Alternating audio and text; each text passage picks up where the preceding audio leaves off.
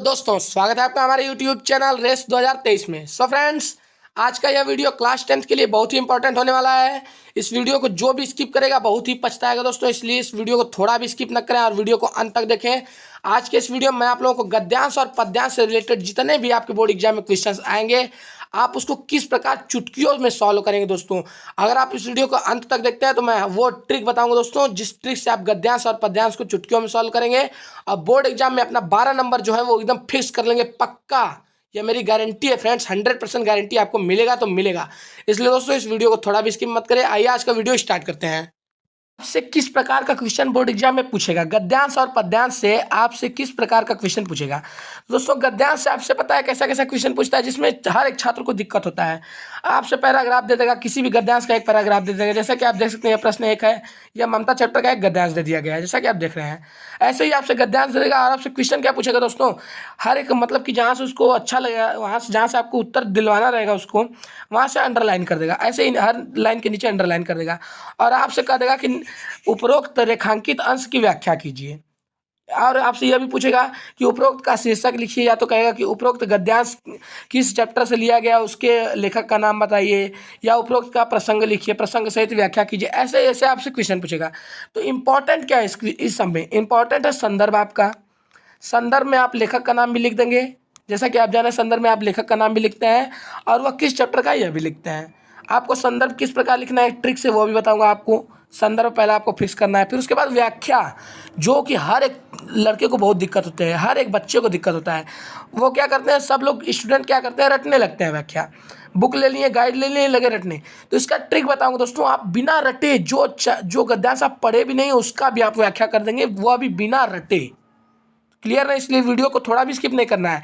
व्याख्या बहुत ही इंपॉर्टेंट चीज़ होती है व्याख्या। या बहुत बच्चे गलत कर देते हैं, छोड़ देते हैं, जिसके कारण उनका 12 नंबर जो होता है ना वो एकदम मिलता ही नहीं है। इसलिए आपको व्याख्या छोड़ना ही नहीं है और अच्छी तरीके से करना है। तो दोस्तों संदर्भ आप पहले किस प्रकार लिखेंगे वो बताऊंगा। पहले संदर्भ लिखने के लिए आपको यह पहचानना पड़ेगा कि वह किस चैप्टर का है। तो दोस्तों ममता जो है चैप्टर है, यह क्लास 10th के लिए बहुत ही इंपॉर्टेंट चैप्टर है। इससे हर साल क्वेश्चन, हर साल एक पैराग्राफ बोर्ड एग्जाम में जरूर आता है। जब हर साल आता है तो इस बार 2023 में क्यों नहीं आएगा, इस बार भी आएगा। 100% मेरी गारंटी है, इस बार भी आएगा। इसलिए दोस्तों आप इसके हर एक पैराग्राफ को बहुत ही अच्छे से स्टडी कर लेंगे और इसको आप पहचानेंगे कैसे कि यह किस चैप्टर का है। अगर स्टडी भी नहीं किया है तो फिर भी केवल आप इस वीडियो को देखते देखते भी आप बोर्ड एग्जाम में यह वीडियो आपके काम आ जाएगा दोस्तों। अगर ममता चैप्टर का है तो इसके हर एक पैराग्राफ में ममता लिखा होगा। क्या लिखा होगा दोस्तों, ममता। जिस भी पैराग्राफ में आपके ममता लिखा है मतलब कि वह किस चैप्टर का है, आपके ममता चैप्टर का है। क्लियर ना कि आपके वो ममता चैप्टर का है। और दोस्तों जैसे कि मान के चलिए इस चैप्टर में 10 पैराग्राफ है, मान के चलिए, माना कि 10 पैराग्राफ है, तो इसमें से 9 पैराग्राफ में दोस्तों ममता तो लिखा है, पर दोस्तों एक पैराग्राफ जो है ना उसमें ममता नहीं लिखा है, उसमें ममता नहीं लिखा है। इसलिए दोस्तों आपको हर एक पैराग्राफ को देख लेना, जिस पैराग्राफ में ममता नहीं लिखा है उस पैराग्राफ को ध्यान देना है कि वह किस चैप्टर का है, ममता चैप्टर का है। पहले तो आप ऐसे क्लियर कर लेंगे। जब आप यह जान जाएंगे कि वो किस चैप्टर का है, ममता चैप्टर का है, आपको एक मैं आइडिया दे दिया कि ममता चैप्टर का होगा, तो उसके हर एक पैराग्राफ में ममता दिया रहेगा। तो आप संदर्भ किस प्रकार लिखते हैं, जैसा कि आप जान रहे हैं, आप लिख देंगे कि प्रस्तुत गद्यांश हमारी पाठ्य पुस्तक हिंदी के, हमारी पाठ्य पुस्तक हिंदी के ममता नामक पाठ से अवतरित है। इसके लेखक कौन है, आचार्य रामचंद्र शुक्ल जी हैं। बस संदर्भ में आपको इतना लिखना है, ज़्यादा लिखने से नंबर नहीं मिलता है। आप कितना सॉलिड लिख रहे हैं, कितना सॉलिड लिख रहे हैं, कितना एकदम मतलब कि जितना आपसे क्वेश्चन पूछा जाए उतना ही अगर बताते हैं तो आपको 100 में से 100 पाने से कोई नहीं रोक सकता। अगर आपको खाना जितना दिया जाता है अगर उससे ऊपर दे दिया जाए तो आपको उल्टी होने लगेगा। इस प्रकार दोस्तों आपसे जितना पूछा जा रहा है आप उतना ही लिखेंगे तो एग्जामिनर भी पसंद रहेगा, हाँ जितना बच्चे से क्वेश्चन पूछा गया था वो उतने का ही आंसर दिया है। क्लियर ना फ्रेंड्स, इसलिए आपको केवल प्रसंग पूछा जाएगा तो प्रसंग में आप लेखक का नाम लिख देंगे कि वह यह इसके लेखक कौन है इस गद्यांश के, और यह किस चैप्टर का है। क्लियर ना, अब तो पक्का है कि आप अब बहुत अच्छी तरीके से संदर्भ लिख लेंगे। संदर्भ तो आप बहुत ही अच्छी तरीके से बोर्ड में लिख लेंगे और इस पे नंबर आप पाएंगे दोस्तों, पक्का है कि आप इसमें नंबर पाएंगे। जिस प्रकार से मैं बताया हूँ कि संदर्भ आपको किस प्रकार से लिखना है, ज़्यादा डिटेल नहीं देना है, बस जितना पूछा जाए उतना आपको बोर्ड एग्जाम लिखना है। क्या, किस चैप्टर का है, ममता चैप्टर का, तो ममता चैप्टर का नाम, उसके लेखक कौन है, आचार्य रामचंद्र शुक्ल जी, बस काम खत्म संदर्भ का। अब व्याख्या दोस्तों, जो कि बहुत ही इंपॉर्टेंट चीज़ है, मैं पहले भी कहा था अब भी कह रहा हूँ, व्याख्या। यह बहुत ही इंपॉर्टेंट चीज़ है। यह अक्सर ज़्यादा से ज़्यादा स्टूडेंट 100% में से दोस्तों 100% में से 50% स्टूडेंट इसको छोड़ के आते हैं बोर्ड एग्जाम में, और जो छोड़ता है दोस्तों वही फेल होता है, वही फेल होता है। इसलिए दोस्तों आपको व्याख्या एकदम अच्छी तरीके से लिखना है। किस प्रकार आप लिखेंगे किसी भी गद्यांश की व्याख्या, वो भी ट्रिक से मैं आपको बता रहा हूँ दोस्तों आज के स्टूडियो में। दोस्तों मान के चलिए आपको यही दे दिया जाएगा पैराग्राफ आपको ममता चैप्टर का, तो आप उसका संदर्भ तो लिख लेंगे। अब उसके बाद आप किस प्रकार लिखेंगे इसकी व्याख्या वो बताऊंगा। आप व्याख्या की हेडिंग करेंगे, व्याख्या की हेडिंग करेंगे। फिर उसके बाद आपको करना क्या है, आप जान जाएंगे कि किस इसके लेखक कौन है। तो आपको बस वही लिखना है कि मान के चलिए अगर आचार्य रामचंद्र शुक्ल जी का यह चैप्टर है, तो आप लिखेंगे आचार्य रामचंद्र शुक्ल जी कहते हैं, ऐसे करके आप लिख देंगे आचार्य रामचंद्र शुक्ल जी कहते हैं कि रोहतास दुर्ग के प्रकोष्ठ में बैठी हुई युवती ममता। बस जो पैराग्राफ लिखा रहेगा दोस्तों बस उसी पैराग्राफ को आपको दोहराना है। क्या लिखना है आपको, पहले आचार्य रामचंद्र शुक्ल जी कहते हैं कि रोहतास दुर्ग के प्रकोष्ठ में बैठी हुई युवती ममता सोड़ के तीक्ष्ण गंभीर प्रवाह को देख रही है। ममता विधवा थी, उसका यौवन सोड़ के समान ही उमड़ रहा था। बस आपको डिट्टू जितना पैराग्राफ है आप उसको वैसे ही छाप देना है, पूरा क्या करना है, छाप देना है। ममता विधवा थी, उसका यौवन सोड़ के समान ही उमड़ रहा था। मन में वेदना, मस्तक में आंधी, आंखों में पानी की बरसात लिए वह सुख के कंटक शयन में विकल थी। वह रोहतास दुर्गपति के मंत्री चूड़मणि होता है या चूड़ामणि होता है, आप देख लीजिएगा, चूड़ामणि की अकेली दुहिता थी। फिर उसके लिए कुछ अभाव होना असंभव, इसके आगे देख सकते हैं क्या है, असंभव के बाद क्या है, असंभव था। परंतु वह विधवा थी, हिंदू विधवा संसार में सबसे तुच्छ निराश्रय प्राणी है, तब उसकी विडंबना का कहाँ अंत था। आप ऐसे ही पूरा टोटल लिख देंगे कि आचार्य रामचंद्र शुक्ल जी कहते हैं करके, पूरा टोटल जितना लिखा रहेगा पैराग्राफ आपको पूरा टोटल छाप देना है, छाप देंगे। फिर उसके बाद आपको क्या करना है, अतः अतः आप लिख देंगे, अतः आप सुन रहे हो, कहीं नोट करना चाहते हैं तो नोट भी कर सकते हैं। अतः आचार्य रामचंद्र शुक्ल जी के कहने का आशय यह था कि, क्या था, यह था कि।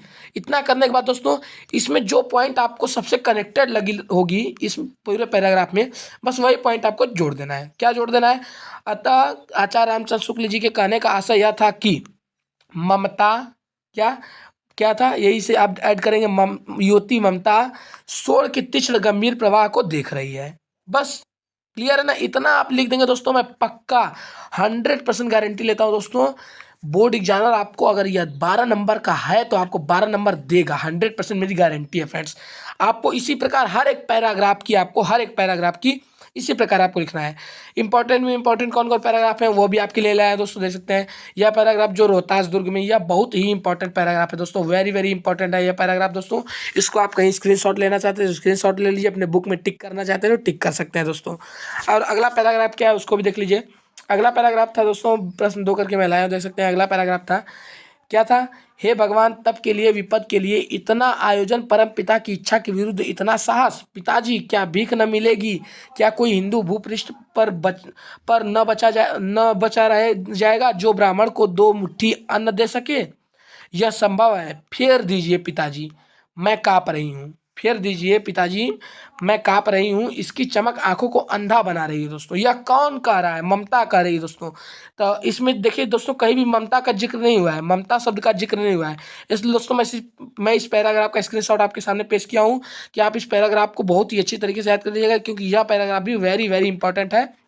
बस आपको ध्यान देना है कि कौन कौन सा पैराग्राफ किस चैप्टर का है। व्याख्या को आपको बता दिया, व्याख्या तो आपको याद ही करना नहीं है। बस व्याख्या तो एकदम सिंपल है, आप बिना देखे आप किसी भी बुक का, किसी भी चैप्टर का, कोई भी बुक हो, आप किसी भी चैप्टर का अगर पैराग्राफ आपको दे दिया जाएगा तो आप उसकी व्याख्या इसी प्रकार करेंगे। कोई भी एग्जामिनर उसको पूरा पढ़े बिना ही आपको 9 नंबर दे देगा, मेरी गारंटी है दोस्तों। क्लियर ना फ्रेंड्स। और इसके बाद आपको क्या करना है, अगली पैराग्राफ जो कि इंपॉर्टेंट है उसको भी देख सकते हैं। अगला था प्रश्न 3 के रूप में मैं लाया, देख सकते हैं। काशी के उत्तर में धर्मचक्र विहार मौर्य और गुप्त सम्राटों की कीर्ति का खंडहर था। भग्न चूड़ा तृणगुल्मों से ढके हुए प्राचीन ईंटों के ढेर में बिखरी हुई भारतीय शिल्प की विभूति ग्रीष्म की चंद्रिका में अपने को शीतल कर रही थी। क्लियर ना, क्या लिखा था, शीतल कर रही थी। ये भी दोस्तों ममता ही चैप्टर का है, पर इसमें देखिए कहीं ममता का जिक्र किया गया है, आप देख सकते हैं। जहाँ पंचवर्षीय भिक्षु गौतम उपदेश ग्रहण करने के लिए पहले मिले थे। उसी स्तूप के भग्नावशेष की मलिन छाया में एक झोपड़ी के दीपालोक में एक स्त्री पाठ कर रही थी। दोस्तों वह स्त्री कौन थी? ममता थी। वह स्त्री कौन थी दोस्तों? ममता थी। क्लियर ना कि इन दोनों पैराग्राफ में दोस्तों ममता का जिक्र नहीं हुआ, पर यह किस चैप्टर का है दोस्तों? यह ममता चैप्टर का है। इसलिए दोस्तों यह पैराग्राफ की भी आपके लिए वेरी वेरी इंपॉर्टेंट है। आप भी इसको बहुत अच्छी तरीके से लर्न कर लीजिएगा दोस्तों। और अगला पैराग्राफ क्या है उसको देख लीजिए। अगला पैराग्राफ था, गला सूख रहा है, गला सूख रहा है, साथी छूट गए हैं, अश्व गिर पड़ा है, इतना थका हुआ हूँ।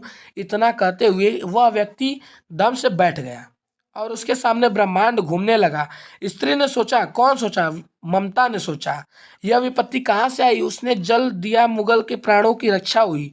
वह सोचने लगी, सब विधर्मी दया के पात्र नहीं, मेरे पिता का वध करने वाले आतताई घृणा से उसका मन विरक्त हो गया था। किसका मन विरक्त हो गया था दोस्तों? ममता का मन विरक्त हो गया था। ये दोस्तों ये जो तीनों पैराग्राफ मैं बताया दोस्तों, हर एक पैराग्राफ दोस्तों वेरी वेरी इंपॉर्टेंट है। हर एक पैराग्राफ में ममता का कहीं जिक्र नहीं हुआ है दोस्तों, इसलिए आप इस पैराग्राफ को बहुत अच्छी तरीके से समझ सकते हैं। तो दोस्तों आइए अब अगले चैप्टर की ओर बढ़ते हैं। देखते हैं मित्रता जो चैप्टर है उसका भी आप देख सकते हैं। मैं ब्राह्मणी हूँ, मुझे तो अपने धर्म की अतिथि देव की उपासना पालन की, ये सब ममता चैप्टर का दोस्तों। इसलिए मैं इसको नहीं पढ़ रहा हूँ दोस्तों पूरा, क्योंकि देख सकते हैं आप यहाँ पे ममता नाम का जिक्र हो गया है। इसके हर एक पैराग्राफ में ममता नाम का जिक्र हो गया है। बस वही तीनों पैराग्राफ थे जिसमें ममता नाम का कहीं भी जिक्र नहीं हुआ था दोस्तों। यह भी देख सकते हैं इसमें ममता नाम का जिक्र जरूर हुआ होगा, आप कहीं भी पढ़ सकते हैं। कि नहीं दिया है, इसमें नहीं दिया है तो दोस्तों यह भी इंपॉर्टेंट है आपके लिए। नहीं दे, देखिए दोस्तों इसमें ऊपर ही दे दिया है, ममता अब 70 वर्ष की वृद्धा है। मतलब ममता दे दिया है तो मतलब ममता चैप्टर का है। बस वही 3 पैराग्राफ थे जो मैं पीछे बताया हूँ दोस्तों, उसी तीनों पैराग्राफ को आपको ध्यान से पढ़ना है। तो ममता के हर एक पैराग्राफ में ममता शब्द का जिक्र किया हुआ है, जिससे आप पहचान कर उसके संदर्भ को लिख सकते हैं, उसके लेखक को जान सकते हैं और उसकी व्याख्या आप सिंपली तरीके से मेरे ट्रिक से कर सकते हैं, जो ट्रिक मैं आपको बताया हूँ दोस्तों। तो दोस्तों आइए अब पद्यांश को जानते हैं कि कौन कौन से पद्यांश बहुत ही इंपॉर्टेंट है, वेरी वेरी इंपॉर्टेंट। पद्यांश के लिए ना दोस्तों कोई ट्रिक नहीं है, आपको कोई भी पद्यांश के लिए कोई भी ट्रिक नहीं है दोस्तों। जो सच्चाई है मैं आपको वो बता रहा हूँ, पद्यांश के लिए कोई भी ट्रिक नहीं है। मेरे इस वीडियो में क्या आपको कोई भी इस पद्यांश का ट्रिक नहीं दे सकता, किसी भी पद्यांश का आपको कोई ट्रिक नहीं दे सकता। उसके लिए दोस्तों आपको हर एक पद्यांश को अच्छी तरीके से समझना पड़ेगा। क्या करना पड़ेगा दोस्तों? आपको समझना पड़ेगा। आपके पास समय कम है, गाइड है तो गाइड की सहायता से, क्वेश्चन बैंक है तो क्वेश्चन बैंक की सहायता से उसमें बस इसका अर्थ एक बार समझ लीजिए दोस्तों। क्या करना है? आपको समझ लेना है। अगर आप समझ लेते हैं दोस्तों तो कैसे भी मॉडिफाई करके अगर आएगा कोई भी दुआ तो आप उसको समझ कर लिख सकते हैं। अगर आप दोस्तों रटते हैं तो पक्का आप बोर्ड एग्जाम में फेल हो जाएंगे। इसलिए दोस्तों आपको रटना नहीं है। बोर्ड एग्जाम में रटी हुई चीज़ भूल जाते हैं, अक्सर हर एक स्टूडेंट बोर्ड एग्जाम में रटी हुई चीज़ भूल जाते हैं। इसलिए दोस्तों आपको समझ के बोर्ड एग्जाम देना है दोस्तों। इसके लिए कोई ट्रिक नहीं, इसलिए मैं केवल वो आपको मतलब कि 2 पैराग्राफ मैं आपको दिखाऊंगा जो कि बहुत ही इंपॉर्टेंट है, हर साल बोर्ड एग्जाम में आया दोस्तों। आप अंदाजा ला सकते हैं। यह पैराग्राफ मैं जो दिखा रहा हूँ प्रश्न एक करके, यह 2014 से आ रहा है। 2014 में, 15 में, 16 में, 17 में, यहाँ तक कि 2022 में भी आया, या 2022 में भी यह पैराग्राफ आया था। इसलिए दोस्तों इस पैराग्राफ की 2023 में आने की 100% पॉसिबिलिटी है। कितनी परसेंट पॉसिबिलिटी है दोस्तों? 100% पॉसिबिलिटी है। इसलिए दोस्तों इस पैराग्राफ को तो आप बहुत ही अच्छी तरीके से लर्न कर लीजिएगा एकदम। अगर रट सकते हैं तो रट लीजिए, पर रटिए मत दोस्तों, समझ लीजिएगा। क्या है पैराग्राफ? मेरी भव बाधा रहो, राधा नागरी सोई, जा तन की झाई परे श्याम हरुत दुति होई। यह दोस्तों इसके लेखक जैसा कि आप सब जान ही रहे हैं, यह बिहारी लाल लिखे गए इसके। और यह बिहारी लाल की जो पुस्तक थी, उनकी रचना थी बिहारी सतसई, उसके शीर्षक भक्ति से लिया गया है दोस्तों। तो आइए दोस्तों यह पैराग्राफ बहुत ही इंपॉर्टेंट है, मतलब कि वेरी वेरी इंपॉर्टेंट। आप इसको बहुत अच्छी तरीके से लर्न कर लीजिएगा। आइए दूसरा पैराग्राफ आपको दिखाते हैं जो कि बहुत ही इंपॉर्टेंट है। दूसरा क्या है हमारा? दूसरा है धनुष भंग का दोस्तों। उदित उदयगिरी मंच पर रघुबर बाल पतंग, बिकसे संत सरोज सब हर्षे लोचन भृंग। दोस्तों यह जो पैराग्राफ है ना दोस्तों, ये इतना इंपॉर्टेंट पैराग्राफ है दोस्तों कि आप अंदाजा नहीं ले सकते हैं। ये 2017 में भी आया था, 2018 में भी आया, फिर उसके बाद लॉकडाउन लगा। अब जैसा कि जाने लॉकडाउन के बाद जब 2022 का पेपर हुआ दोस्तों, तो 2022 के पेपर में भी यह आया था। इसलिए दोस्तों इस पैराग्राफ को भी बात आप बहुत ही अच्छी तरीके से लर्न कर लीजिएगा। जैसा कि जान रहे हैं यह तुलसीदास द्वारा रचित है। इसके लेखक कौन है? तुलसीदास है। लेखक कौन है? तुलसीदास। और चैप्टर का नाम क्या है? धनुष भंग। क्लियर ना? इसलिए आप इस पैराग्राफ को बहुत अच्छी तरीके से लर्न कर लीजिएगा। क्या था पैराग्राफ? एक बार दोबारा मैं पढ़ दे रहा हूँ। उदित उदयगिरी मंच पर रघुबर बाल पतंग, बिकसे संत सरोज सब हर्षे लोचन भृंग। अगर आप कहेंगे दोस्तों इसका अर्थ में मैं बता दे रहा हूँ, अगर आप अर्थ देखना चाहेंगे तो अर्थ भी देख सकते हैं दोस्तों। अर्थ क्या होता है दोस्तों इसका? बहुत ही इंपॉर्टेंट अर्थ है इसका, देख सकते हैं। संदर्भ तो वही था, प्रसंग में, बस दोस्तों प्रसंग में आप देख सकते हैं, प्रसंग से ही पूरा अर्थ निकल जाता है, उसकी व्याख्या निकल जाती है। ये जो प्रस्तुत पद्य था दोस्तों, इसमें धनुष भंग के लिए बने हुए मंच पर रामचंद्र जी के चढ़ने का वर्णन किया गया है। आइए इसको मैं आपको मतलब पढ़ते पढ़ते समझा रहा हूँ, आप समझिए, अगर समझ सकते हैं समझ सकते हैं दोस्तों। क्या है, उदित उदयगिरी मंच पर, मतलब कि जब रामचंद्र भगवान जब जाते हैं, मतलब कि अपने सिंहासन पे की ओर जाते हैं, तो उदित उदयगिरी मंच पर, मतलब कि एकदम उदयगिरी मंच पर रघुवर बाल पतंग, एकदम बाल पतंग की तरह, एकदम रघुवर बाल पतंग। वो जो रघुवर किसको कहा गया है, रामचंद्र भगवान को कहा गया है। वो एक एकदम सूर्य की भांति एकदम चमक रहे हैं, एकदम बाल पतंग की तरह चमक रहे हैं उस उदयगिरी मंच, उस मंच रूपी उदयगिरी मंच पर, समझ रहे हैं ना। ऐसे ही आपको बना बना कर लिख देना है। बिकसे संत सरो सब हर्षे हर्षे लोचन भृंग, उन्हें देखकर हर एक संत, हर एक संत सरोज मतलब हर एक सज्जन संत और वहाँ पे उपस्थित हर एक लोग आकर्षित हो रहे हैं उनकी तरफ, और उनकी चेहरे पर मुस्कुराहट आ रही है। ऐसे ही करके आप थोड़ा डिटेल में और चलते चले जाएंगे, आप इसकी व्याख्या बहुत ही अच्छी तरीके से अपने से समझ कर लिख सकते हैं। मैं इसको पढ़ा नहीं हूँ दोस्तों, इसलिए मैं इसकी व्याख्या अच्छी तरीके से नहीं किया हूँ। आप इसको कहीं से क्वेश्चन बैंक की सहायता से पढ़कर बहुत ही अच्छी तरीके से इसकी आप व्याख्या कर सकते हैं। रटना नहीं है, समझ कर आप अगर करते हैं, अगर आप समझ के इसकी व्याख्या करते हैं, तो मैं 100% गारंटी लेता हूं दोस्तों कि आप बोर्ड एग्जाम में भूलेंगे नहीं, और बोर्ड एग्जाम में 100% आपका आएगा तो आएगा। तो धन्यवाद दोस्तों, आज का वीडियो यहीं पे समाप्त करते हैं। आज के इस वीडियो में हर एक प्रकार से जो मुझसे हो सकता है, हर एक ट्रिक आपको दे चुका हूँ दोस्तों।